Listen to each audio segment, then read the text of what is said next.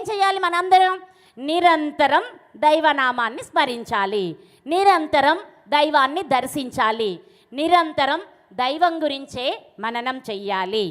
అంటే మాతాజీ గారు మాకేం మంత్రాలు ఇవ్వండి, మేమేం చెయ్యాలి?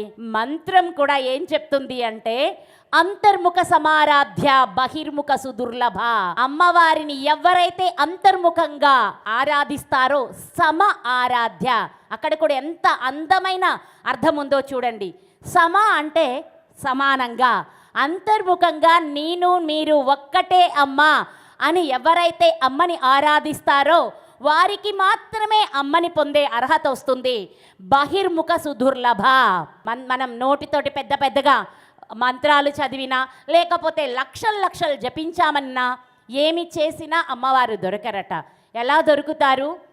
ఏ బీజమైతే నీకు గురువు నుంచి ప్రాప్తించిందో ఆ బీజాన్ని ప్రాణంతో కలిపి, అంటే శ్వాసతో కలిపి మౌనంగా జపించడం ద్వారా అమ్మతో సమానమైన దైవ సమానమైన స్థితి ఏర్పడుతుంది అని చెప్పడం జరిగింది.